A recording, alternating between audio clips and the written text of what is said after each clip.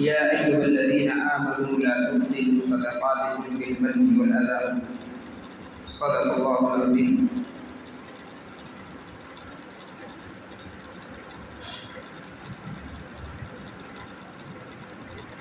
अल्लाह तबारक व तआला ने हम सबको ईमान वाला बनाया और बहैसियत ईमान वाला होने हमारा जो ताल्लुक़ है वो सबसे पहले अल्लाह तबारक व तआला की ज़ात से। दुनिया में अगरचे आने का सबब हमारे माँ बाप हैं और फिर ज़िंदगी गुजारने के लिए सिर्फ माँ बाप काफ़ी नहीं होते, बल्कि अल्लाह तबारक व तआला ने बहुत सारे रिश्ते हमारे बनाए, भाई बहन दिए हैं,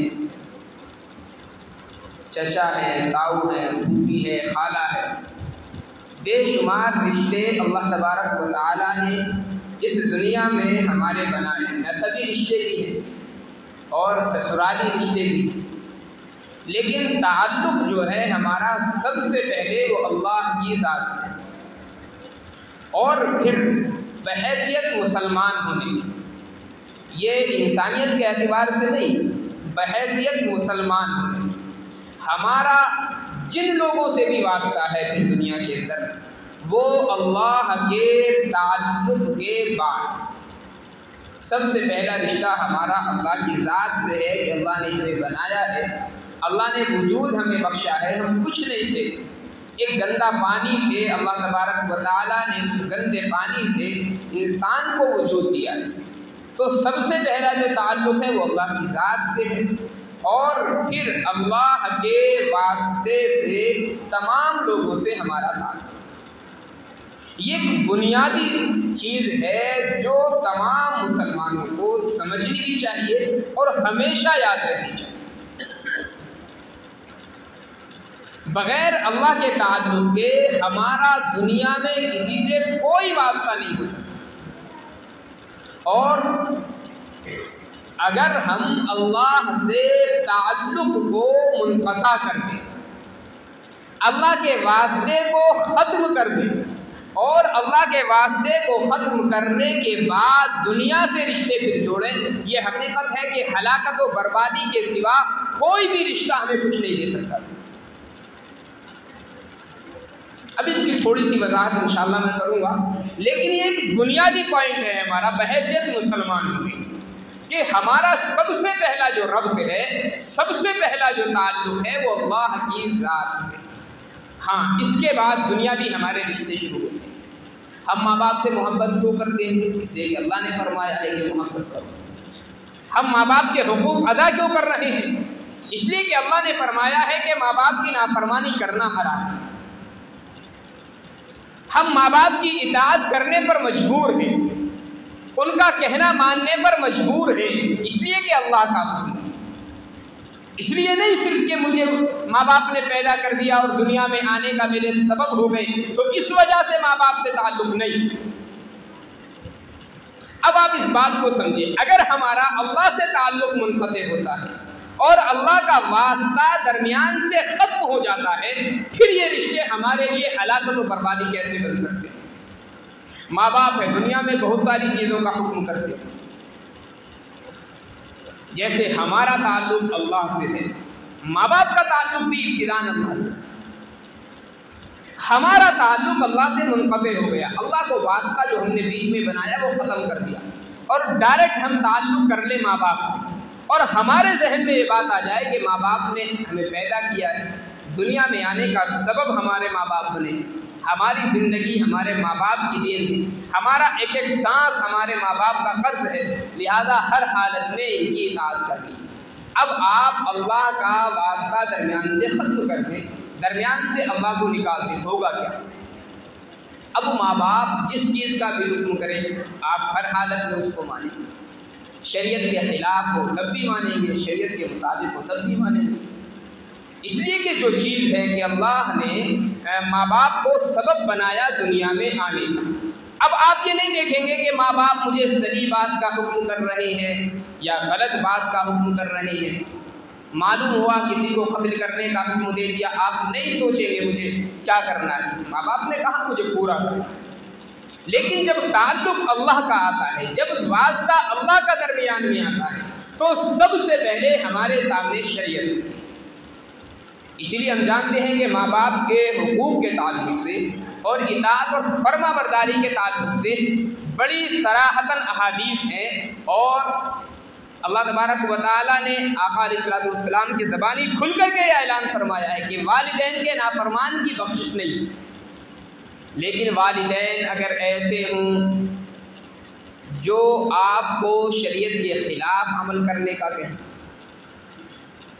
शरीयत कुछ और कह रही है, माँ बाप कुछ और कहते हैं, अब बताएंगे उस पर अमल करना क्या आपके लिए जायज़ है?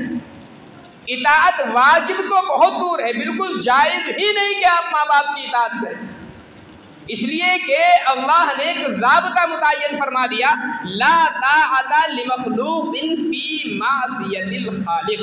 अल्लाह की नाफरमानी में किसी भी मखलूक की इताअत करना, फरमाबरदारी करना जायज़ नहीं।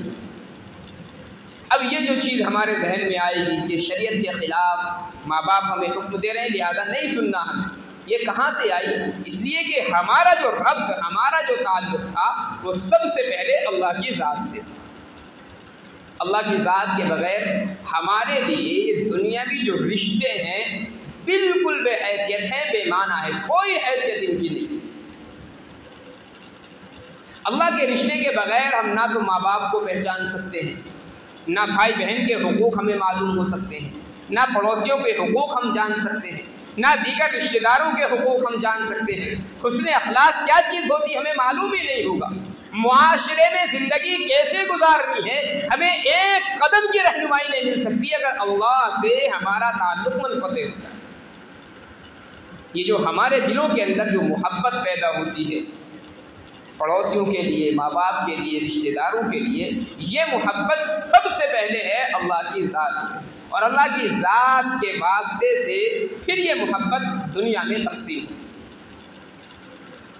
मिसाल के तौर पर आजकल हर आदमी है फ़ोन चला रहा है, आप मेरे पास बैठे हुए, मैं ये समझूँ कि मैं यहाँ से कॉल लगाऊँ आपको और आपके पास में फ़ौरन मेरी बात पहुँच रही तो डायरेक्ट पहुँच जाएगी। जितने लोग हैं वो सब जानते हैं कि डायरेक्ट बात नहीं पहुँचती, दरमियान में कुछ ना कुछ वास्ता है हमारे। अगर जी हम आमने सामने बैठे हुए हैं लेकिन मैं कॉल आपको लगा रहा हूँ डायरेक्ट नहीं पहुँचने वाली, बल्कि हुकूमतों ने जो सैटेलाइट का एक सिस्टम कायम किया हुआ है, या पहले वो तार वाले फ़ोन चला करते थे तो एक्सचेंज से एक रिश्ता कायम होता था फ़ोन का, यहाँ से मेरी कॉल डायरेक्ट आपके पास नहीं जाती बल्कि सबसे पहले सैटेलाइट सिस्टम से टकराती है कॉल जाकर। यही तो वजह है कि आप मेरे पास बैठे हुए हैं लेकिन आप किसी भी सरकारी फ़ोन के महकमे में जाएंगे और आप कहेंगे फ़ला की कॉल मुझे सुननी है, फ़ौरन वो आपको सुना देंगे, इसलिए कि मेरी आपकी कॉल ये डायरेक्ट नहीं है। आप पास में बैठे हुए हैं लेकिन ताल्लुक कई किलोमीटर दूर एक सैटेलाइट सिस्टम से बना हुआ है, तो कॉल पहले सैटेलाइट सिस्टम से जाकर के टकराती है, वहां से फिर मुंतकिल होकर के आपके पास में आ रही है। हम आपस में दुनिया में रहते हैं, बाप हमारे सामने है, माँ हमारे सामने है, रिश्तेदार हमारे सामने है, लेकिन हमारा जो ताल्लुक है वो डायरेक्ट नहीं है। वो जो हजारों लाखों मील दूरी पर अल्लाह की ज़ात मौजूद है अर्श पर, सबसे पहले हमारी मोहब्बतों का ताल्लुक, हमारे रिश्तों का ताल्लुक उस ज़ात से कायम होता है, और उस ज़ात के वास्ते से फिर अल्लाह इस दुनिया में उस मोहब्बत को, उस ताल्लुक को तक़सीम करता है। हम डायरेक्ट ताल्लुक नहीं बना सकते। और यकीन जानिए कि जिसने किसी भी इंसान से अल्लाह का वास्ता ख़त्म करके डायरेक्ट ताल्लुक कायम कर लिया, उसको हलाकत और बर्बादी के सिवा कोई चीज़ हासिल होने वाली नहीं। खैर, ये तो एक तमहीदी बात मैं कर रहा था। असल जो मुझे इसमें बात बतानी है, ये हालांकि बुनियादी चीज़ है, इसको हमेशा याद रखना चाहिए कि मेरा जिससे भी ताल्लुक है वो अल्लाह के वास्ते से। अल्लाह के वास्ते से जब ताल्लुक होता है और आदमी जहन में इस बात को रखता है, फिर अल्लाह की नाफरमानी नहीं करता। अब अल्लाह की ज़ात से हमारा ताल्लुक है, हम आपस में मोहब्बतें भी करते हैं, और जब मोहब्बत होती है तो आपस में कुछ ना कुछ लेन देन भी होता है। ये मोहब्बत का लाजमी नतीजा है और एक सबब भी है मोहब्बत की ज़्यादती का। आका अलैहिस्सलातु वस्सलाम ने बाज़ाब्ता इरशाद फरमाया है, आपस में हदिये का लेन देन करोगे तो मोहब्बतें बढ़ेंगी। और ये फिक्री चीज़ है, हम जिससे मोहब्बत करते हैं हम अपनी खुशी में उसको शामिल करने के लिए किसी ना किसी चीज़ को उसके पास ज़रूर पहुँचाते हैं। भाई है हमारा, हम देखते हैं थोड़ा सा गरीब है, एक मोहब्बत का तकाजा होता है, चलिए कुछ ना कुछ मदद की जाए। हमारे माँ बाप हैं, कमज़ोर हैं, खर्च से परेशान हैं, मोहब्बत का तकाजा होता है इनके अखराजात को बर्दाश्त किया जाए। आपस में पड़ोसी होते हैं, हम देखते हैं परेशानी के अंदर मुब्तला है, अपनी मकदूर भर वुसअत के मुताबिक कुछ ना कुछ हम उनकी मदद ज़रूर करते हैं। अब हम यहाँ पर इस बात को ज़रा गौर करें, जब हमारा ताल्लुक़ हमारे भाई से, हमारे बाप से, हमारी माँ से, हमारी बहन से, रिश्तेदारों से, पड़ोसियों से डायरेक्ट नहीं है, बल्कि अल्लाह के वास्ते से हमारा ताल्लुक़ हो रहा है, हम कोई भी चीज़ उसको दे रहे हैं तो वो डायरेक्ट कहाँ पहुँचेगी, ये हमें गौर करने वाली चीज़ है। हम मिसाल के तौर पर कोई आया, ज़कात मांगने वाला आ गया, हमने उसको ज़कात क्यों दी, तुमने ज़कात, हम ये गौर करें ज़रा, हमने ज़कात क्यों दी? इसलिए कि अल्लाह तबारक व तआला का हुक्म है गरीबों की मदद करना है। मेरा भाई कमज़ोर है, मैं उसकी मदद कर रहा हूँ, चाहे हदिये के ज़रिए करूँ, ज़कात के ज़रिए करूँ या किसी और ज़रिए से मैं मदद करूँ। क्यों मदद कर रहा हूँ? इसलिए कि अल्लाह तबारक व तआला ने ये जो नसबी रिश्ता मेरा कायम फरमाया है इसका एक तकाज़ा है, अल्लाह ने इसका हुक्म फरमाया। ये चीज़ होती है, कुछ और होती है जहनों के अंदर, यही चीज़ होती नहीं होती मदद करते वक्त। ये तो ऐरा गहरा कि तो आदमी मदद नहीं करता है तो कहीं ना कहीं अल्लाह की ज़ात सामने ज़रूर होती है। दूसरे लोगों का हाथ पता नहीं, लेकिन एक मुसलमान के सामने एक रुपया भी अगर कहीं मुसलमान किसी को देता है, खर्च करता है, अल्लाह की ज़ात ज़रूर सामने होती है। उसके जहन के अंदर ये ज़रूर होता है कि मुझे इसका सवाब मिलेगा, अल्लाह तबारक व तआला मुझे इसका बदला ज़रूर देगा। बदला अल्लाह से ले रहे हो तो दे किसको रहे? आप इंसानों को दें और बदला अल्लाह दे, ये कहाँ का इंसाफ है? हम ये गौर करें भाई, मदद तो हम अपने भाई की कर रहे हैं तो अल्लाह बदला क्यों देगा तुम्हें? मदद तो हमने अपने माँ बाप की है, अल्लाह पर बदला कैसे लाजिम हो गया?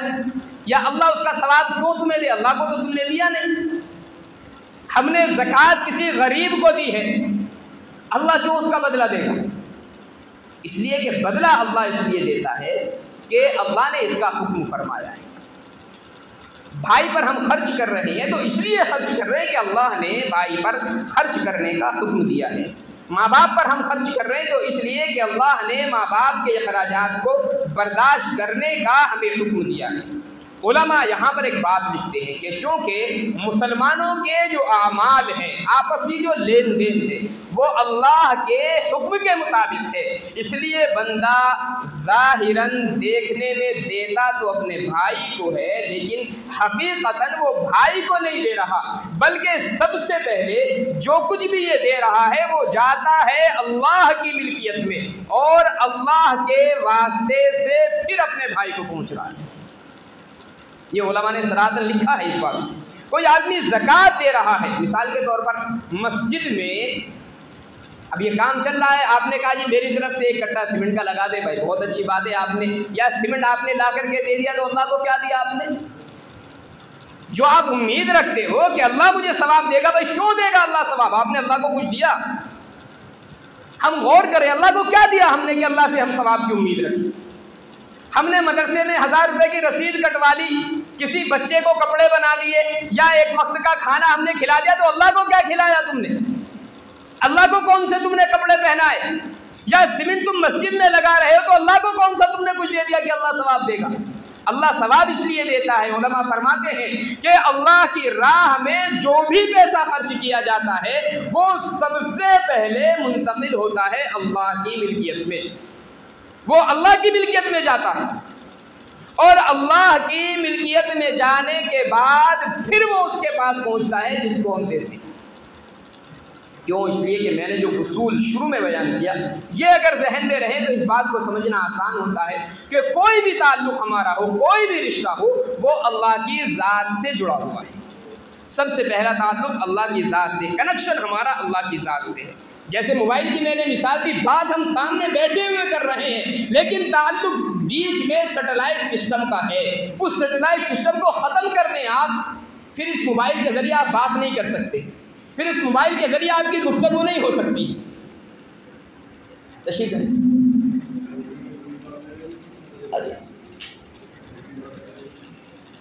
आइंदा इंशाअल्लाह इसमें